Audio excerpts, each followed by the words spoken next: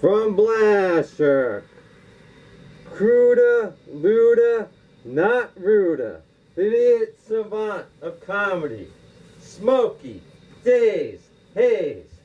I'm Smokey Daze Haze. Whether you get lit or don't get lit, I'm the Dank Phoenix of comedy, and you're not. The funniest there was, the funniest there is, the funniest there ever will be. Oh man, Hayabusa hi, hi Hayabusa, the Mango Tango, burning stank, making bank, vaping tank, twang tang, toke 4, blaze bit, 40, Aroma Muller Thyme, AMT amount like women's plant scents, Rumble Bumble, Butterbean,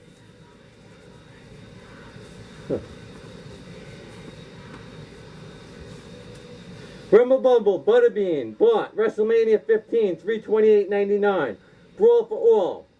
So basically they wanted Steve Dr. Death Williams to win the Brawl for All, and when he didn't win, well, they made sure they made an example of Bought Gun. He was supposed to get a push, but he got pushed off a cliff, and he got beat like a dog. So Butterbean's about 350. This guy came in, he lost weight, he tried to box him, and he got beat like a dog. But the Brawl for All itself was pretty good, even if it didn't quite get executed like we wanted it to. But I always thought it was like a pretty good concept, the Brawl for All. But hey, what can you do, right? But if that's not crazy enough, Vision Quest, running, nearly run over leprechaun. Judas Priest. So 2003 British Grand Prix, this guy Cornelius Horn, he runs out onto the thing, he's holding like signs and stuff. And these cars are going like 200, 300 miles an hour. And he's just like running, he's trying to get in front of the cars. These cars are like avoiding him and stuff. I don't know how they didn't run him over. He's going like that speed, how do you even see the guy at that point? But hey, they sure knew what they were doing, right? So eventually somebody tackles the idiot, they get him off the walkway and stuff, and you know, they kind of restore order. He only got like barely anything. And the guy, like, he'd come in other stuff like that. He was on like one of those British Got Talent shows where he danced like a jig or whatever. So he was dancing a jig on like the racetrack. So if that's not crazy enough for car racing, we have the fights. Yarbo Allison, NASCAR 79. So one of the guys makes a quote where his like nose kept running to his fist. So the Daytona 500, the last lap, Cale Yarborough and Donnie Allison, they fight over dust-ups. And this is what really made NASCAR popular, because before then it was like a fringe sport. So when people saw this, everyone thought it was cool. The guy comes, he's like hitting him with the helmet and like this all the other stuff. It was like a really like crazy situation. So then Jeff Gordon Burton, 2010, Texas 500, they crash during a caution. And then they actually leave together in the same ambulance. So he basically, Jeff and Jeff. So the guy comes and, you know, they start throwing fists and they have a little thing. And then it's funny, in 2014, Mailer, whatever the guy, Kesselman, whatever, same race. He gets in a thing with Gordon where he's like driving like recklessly. And Gordon and him, they have like blood, they get busted open. They're throwing punches, their pit crews are throwing punches. It's like really crazy. And then if that's not wacky enough, Rusty Wallace, Dale Earnhardt, surprisingly enough, 95, Bristol, Rusty throws a water bottle after Dale after the crash in Gordon or something. So it's like pretty funny. But you know, Cannonball Run, the closest I ever came to racing, was dropping the needle like 3 a.m., taking Jen Gherkin Dill Pickle home. Bob like calling me up, so I got like, I'm going, and it's like I dropped the needle, like I pulled over. The cops like, blah, blah, blah. I have like one of those little badges thing, but I mean, I must have been going like 100 or something like that. So I got another ticket. I was even on the phone at the time. So it's like, calls me like, you know, don't answer your phone if somebody calls you that night. So, you know, no good deed goes unpunished, but at least I got another ticket from whacking bushweed to going head-to-head, pushing car, Penzig, Boo-Boo, blonde other dude. So basically I used to hang out with this dude, Penzig, and these other dudes, and we're like going head-to-head. We're like on his like street, and we're like pushing each other. And we're like pushing the cars, and he has like a friggin' stick shift. So his stick shift is like smoking and stuff like this. And we're pushing each other. I'm pushing him like, eventually I take over. I have like a Buick 88. I'm like pushing him all the way through the car and through the friggin' thing. And like down the side streets. They have these winding side streets. We're curving, going, cutting each other off and stuff. I don't know how we didn't friggin', I don't know how no one got into an accident in that one, but those are some crazy times. But you know what? That's nothing compared to Rhino Ride, bull riding, bully stick, real wide screen, red eye T-boner. So I had like bull riding on before hockey, and the guy has like this.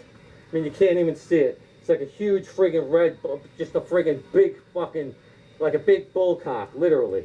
That's what they make bully sticks out of anyway.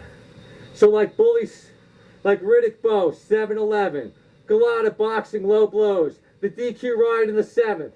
And Bowe is like, comes in at like 282, it's like the Great White Hype. He's like, how do you train for a bum? And Galata comes in, he's whipping his ass. And you know, so Bowe gets desperate. Bowe's like grabbing him behind the head. Bowe's like rabbit punching him. Bowe's like doing all these other things, holding and hitting him and stuff like that. So eventually they DQ him on low blows, but even though he was like destroying Galata, like it wasn't even close. So that was pretty bogus. So then they thought, you know what, this is a good idea, let's do it again. December 14th, the same year, 96, there's a 9th triple combo DQ. But before that, I mean, HBO did the first fight. And like the whole crowd, they rushed in like, thugs have taken over the ring. George Foreman's protecting us. George Foreman kept the thugs from beating or something. Like the guy, like his trainer, like whatever the guy's trainer, Lou Duva, he was hurt. So Lou Duva gets taken away in the hospital. They got him like a gurney thing, and the gurney can barely be picked up. They got people helping him with the gurney and stuff like that. So it's like really pandemonium. So then what happened in the 9th fight, again, Galata's Galata is in good shape, and so is Bowe. Comes in, instead of 282, like the Great White Hype movie or something like that, he comes in at like 250, 220, like he lost a lot of weight. He's in good shape, it's a good fight. Galata's destroying him. They're talking about giving up in like the 7th or 8th round if Bowe don't start doing anything. And then in the 9th round, when Galata's like about to knock him out, they DQ him for like a triple, does like a triple combo to like the cup.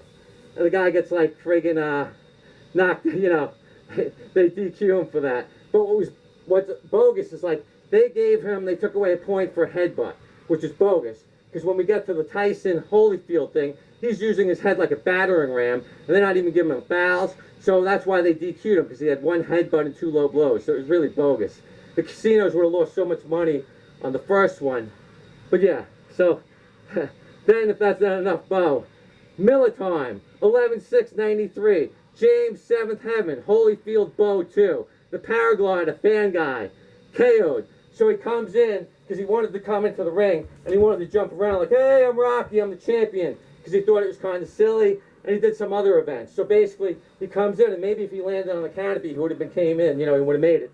And this is the only fight that Bowe ever lost to Holyfield. So he comes in, and he got like Farrakhan, the Nation of Islam, all those people. So they think it might be something to do with him. But you got them, and they're just beating him down, beating him down. Then you got Rock Lewis or whatever, the shady guy that's associated with Bowe. He's doing all this other stuff. Bowe's wife's pregnant. She ends up getting taken away in the ambulance. They have like the lights and stuff. James Mill would comment that he's the only guy that got KO'd. The Simpsons always use him as fan guy and stuff like that. But it's like they beat this guy like nothing. They knocked him out. The HBO guy's like showing him circling around the thing. You know, like, hey man, he might try this. There was no way that he was going to do it the way he did it, but he almost did. He actually got like his feet in the ring almost. So it made it pretty close. But hey man, he's the only guy that got knocked out that day.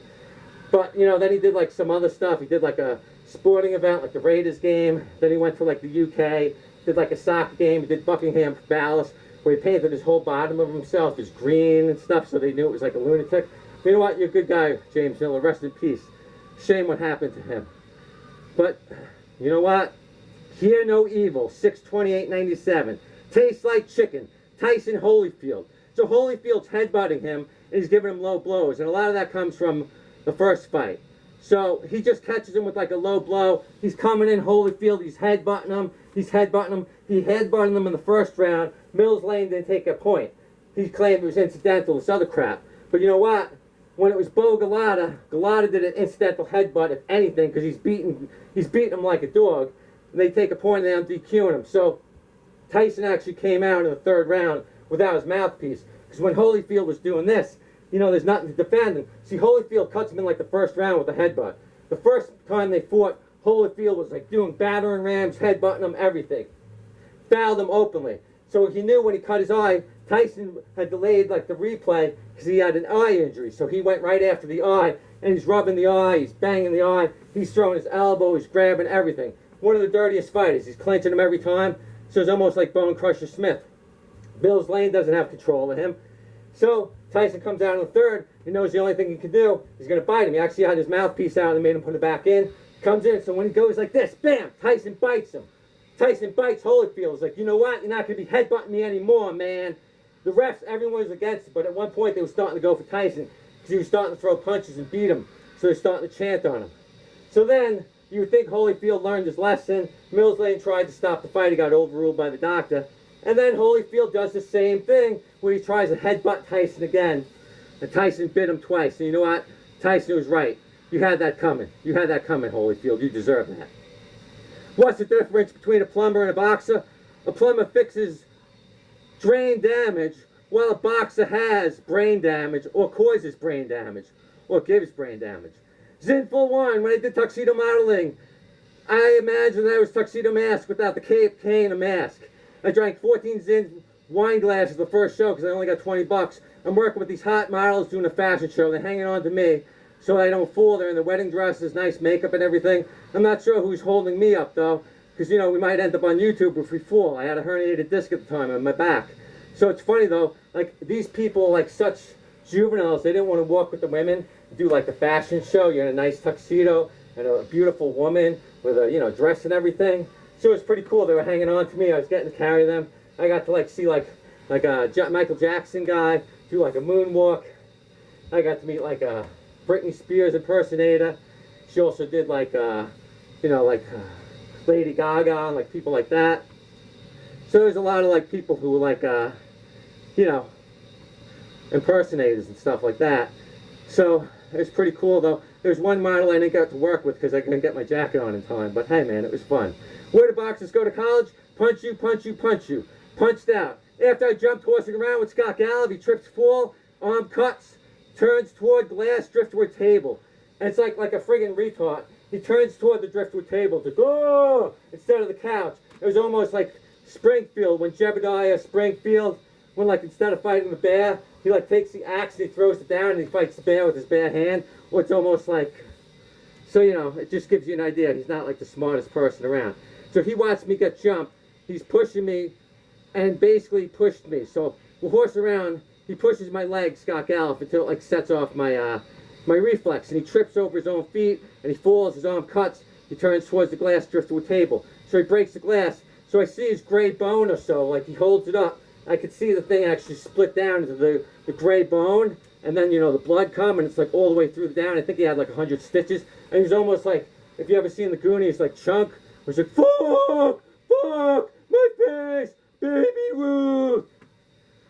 So I see the blood start and everything like that. So at the hospital, his mother reveals his entire life story was a lie. Like, she's like, Scott never lived in Coney Island. He claimed he was on the beach for the Warrior scene all the time. Like, I was there when they were filming that. He's like, Scott never played ice hockey. He claimed he's hurt his knee playing ice hockey, and he was always pointing to it for sympathy or whenever he didn't want to do anything. So Scott was going to keep all my Judas Priest tapes till his friend, Rich Mondello or so, on the last day of high school, told him, hey man, that's scummy, don't do that. Give it. I almost didn't even go to high school that day. But, so I went, I got my Judas Priest tapes back, thanks to Rich Mondello. He's a good guy. But Scott Gallup, he's a scumbag Rangers fan. Kings, man! Kings beat you in 94. Go Kings. But you know what? Wozniacki, Shank, Rattle, and Roll. Doho 09. So she shanks the shot, and then she has a muscle spasm, cramp, and her whole body goes through, and she falls on the ground, and they deduct a point, because she had used all her things for that. She looks like a model now, so I give her a lot of credit. Remember, whether you laugh or don't laugh, learn to laugh, as I'm the funniest person going today. The stank night. When it's rolled, and when it's dank, Smokey Daze Haze can obsess you. When it's rolled, and when it's dank, Smokey Daze Haze can possess you. Thanks, Dank. Yeah, I really appreciate everyone. And I wanted to make sure this is still recording, and I can't see the button otherwise. So thank you, thank you, thank you. Take care.